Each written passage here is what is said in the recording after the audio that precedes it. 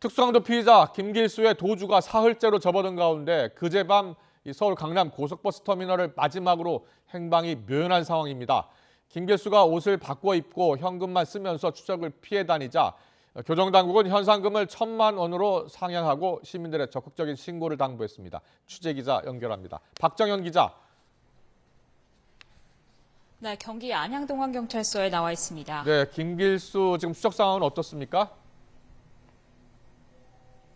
네, 김길수가 마지막으로 모습을 드러낸 건 그젯밤 9시 40분쯤 서울 반포동 고속버스 터미널 인근입니다. 이후 행방은 아직 묘연한 상황인데요.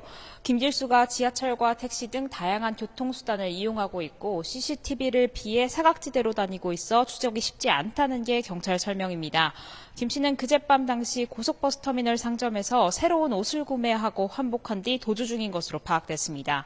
교정당국이 새로 배포한 전단을 보면 김길수는 검은색 점퍼와 검은색 바지, 회색 티셔츠 그리고 검은색 운동화를 착용하고 있는데요. 다만 김 씨가 계속 옷을 바꿔 입고 입는 만큼 인상착의는 언제든 달라질 수 있는 상황입니다.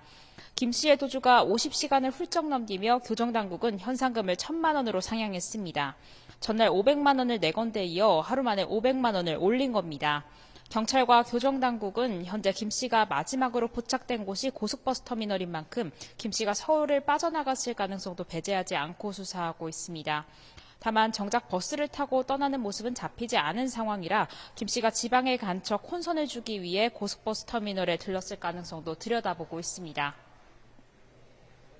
김길수가 도주를 계획한 정황도 속속 드러나고 있죠? 네, 그렇습니다. 김길수는 앞서 현전을 빙자해 7억 4천만여 원을 훔친 혐의로 지난달 30일 경찰에 체포됐습니다. 유치장에 구금됐던 김 씨는 지난 1일 점심 식사에 제공됐던 플라스틱 숟가락을 부러뜨려 스스로 삼켰고 병원으로 옮겨졌는데요. 내시경을 통해 숟가락 조각을 꺼내려 했지만 김 씨가 강하게 거부하며 실패했습니다. 이후 구속 전 피의자 신문도 거부한 김 씨는 그대로 구속됐고 2일 구치소로 옮겨지자마자 복통을 호소해 병원에 입원했습니다. 이상한 점이 한두 개가 아니었던 만큼 탈주 가능성에 사전에 대비하지 못한 데 아쉬움이 남는 게 사실입니다. 이외에도 김 씨가 아침 6시 20분 최초 도망친 뒤 교정당국이 왜 50분가량 지난 뒤에야 경찰에 알렸는지도 김 씨 검거뒤 밝혀져야 할 부분 가운데 하나입니다. 이러한 가운데 김길수는 과거 성범죄로 처벌받은 전력이 있는 사실이 알려지며 시민 불안도 커지고 있습니다. 도주 장기화가 우려되는 상황인 만큼 경찰은 시민들의 적극적인 제보가 필요하다고 당부했습니다.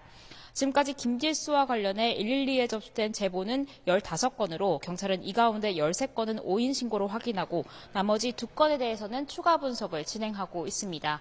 지금까지 경기 안양동안경찰서에서 YTN 박정현입니다.